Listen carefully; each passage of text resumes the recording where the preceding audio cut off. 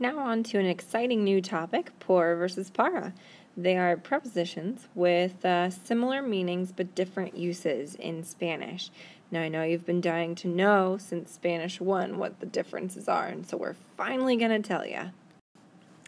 Just because Spanish is so much fun, of course there are 7 phrases or expressions that always use por that you have to remember. So, por ejemplo is one. For example, por la mañana, tarde, or noche.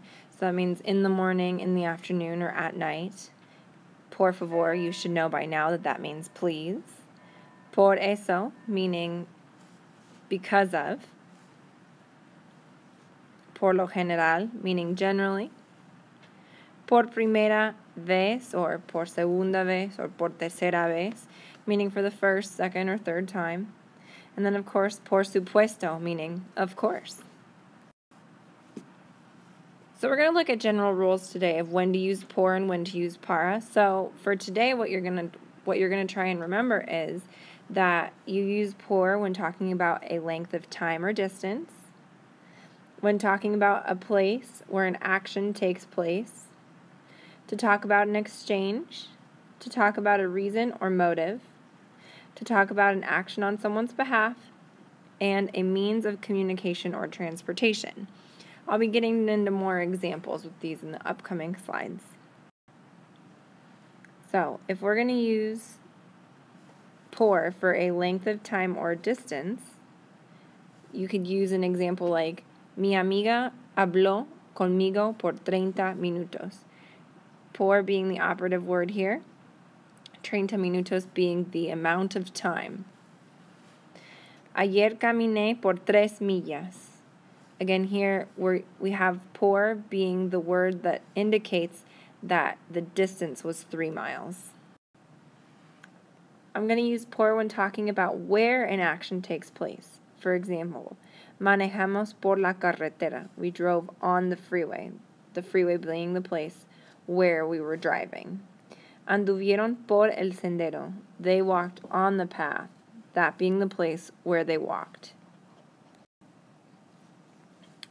You're going to use por for exchanges. So, for example, pagué $40 por la chaqueta. You're exchanging $40 for a jacket.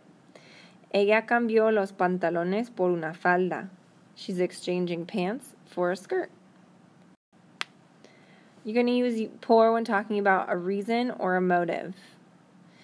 Estudiaron por el examen. They wanted to do well on it, so they studied for it.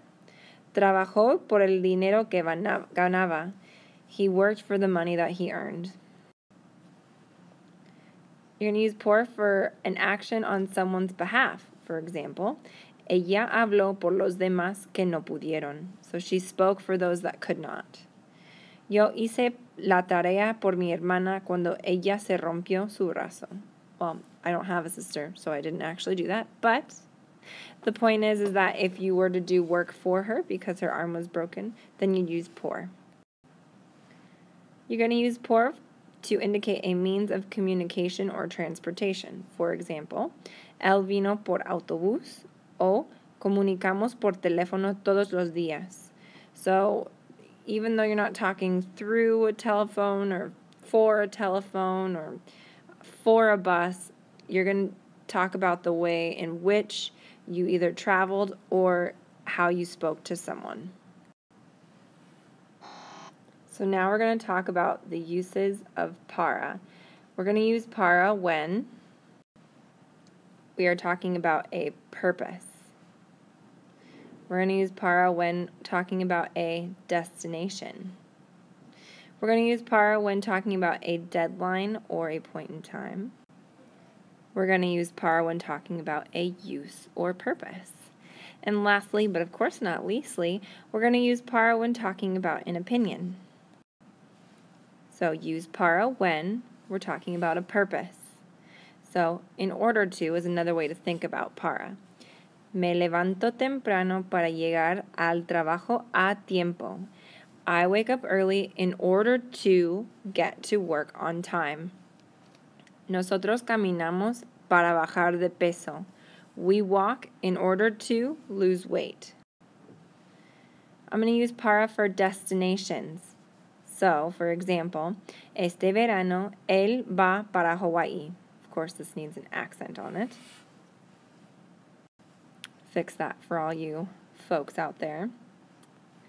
And then another example would be, estoy yendo para San Francisco. So when my mom calls me and she asks me where I'm going, I say, I'm on my way to San Francisco to indicate my destination. I'm going to use para when talking about a deadline or a point in time. So, for example, tenemos que tener el proyecto para jueves. We need it by Thursday.